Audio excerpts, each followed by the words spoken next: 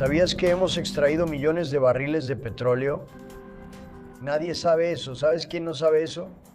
Irán hasta ahora. La otra noche sacamos 22 barcos tarde en la noche sin luces. El pánico comienza en el estrecho de Hormuz, después de que Donald Trump reveló este jueves, 11 de junio de 2026, que Estados Unidos llevó a cabo una operación secreta para escoltar barcos comerciales y petroleros por uno de los pasos más sensibles del planeta.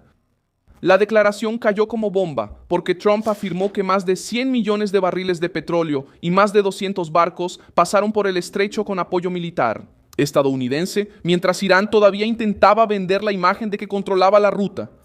También dijo que, en una de las acciones, 22 barcos habrían pasado durante la noche, con las luces apagadas después de que los radares iraníes fueran alcanzados. Es ahí donde la crisis cambia de dimensión. El Departamento de Energía admitió parte del movimiento por el estrecho, porque de hecho, Irán entró en pánico. ¿Y cómo esa operación secreta se convirtió en una presión militar brutal contra la dictadura? Ya te voy a contar todo eso. Si te gusta este tipo de contenido directo y sin rodeos, considera suscribirte porque aquí hay videos así todos los días. Trump puso el estrecho de Hormuz en el centro de la guerra de nervios con Irán. Según Reuters, él dijo el 10 de junio que Estados Unidos atacaría a Irán con mucha fuerza si no hubiera un acuerdo de paz. Y afirmó que militares estadounidenses escoltaron barcos con más de 100 millones de barriles de petróleo hacia afuera. El propio Trump relacionó esa operación con el precio del petróleo, diciendo que la acción ayudó a mantener el barril en el rango de 85 a 90 dólares en lugar de saltar a 250 dólares. La declaración más explosiva vino cuando Trump describió la operación de los 22 barcos durante la noche. Él dijo que los barcos pasaron sin luces porque los radares iraníes habían sido alcanzados. ABC News registró que Trump habló de millones de barriles cruzando el estrecho y luego publicó en su red social que más de 100 millones de barriles y más de 200 barcos comerciales pasaron por la ruta.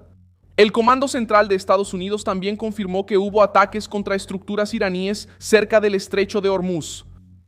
En un comunicado oficial, el CENTCOM dijo que el 9 de junio, fuerzas estadounidenses realizaron ataques de autodefensa contra defensas aéreas, estaciones de control terrestre y radares de vigilancia iraníes.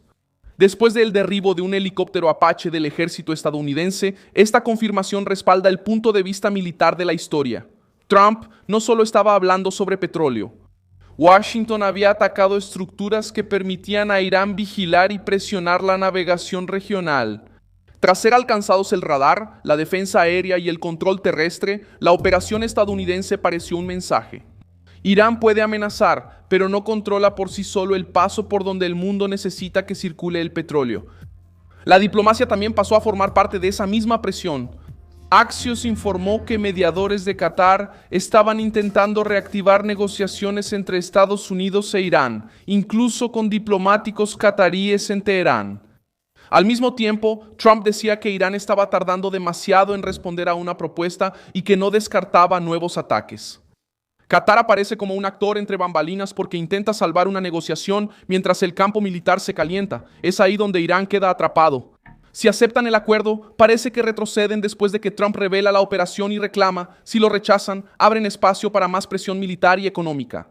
El borrador citado por fuentes regionales aún dependía de aprobación política, pero la existencia de conversaciones ya mostraba que Teherán no estaba negociando por comodidad, sino por necesidad.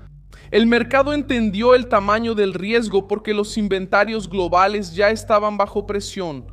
Reuters informó, con base en la Administración de Información de Energía de Estados Unidos, que los inventarios de petróleo de las mayores economías se encaminaban al nivel más bajo desde 2003. La agencia estadounidense proyectó una caída a poco menos de 2.3 mil millones de barriles hasta diciembre, en medio de las pérdidas provocadas por la guerra en Irán y la dificultad para normalizar el tráfico en Hormuz. La misma evaluación decía que la reducción de inventarios crea una base para precios más altos. Ese es el punto que explica la urgencia de Trump. La operación secreta no era solo una maniobra militar. Era un intento de impedir que Irán convirtiera el petróleo en un arma contra familias, empresas, transporte e inflación. La Casa Blanca también recurrió a las reservas estratégicas para aliviar la presión. Reuters informó que el Departamento de Energía ofreció un préstamo de hasta 40 millones de barriles de la Reserva Estratégica de Petróleo a empresas energéticas. Dentro de un acuerdo mayor de liberación de 172 millones de barriles, hasta ese momento alrededor de 133 millones de barriles ya habían sido prestados.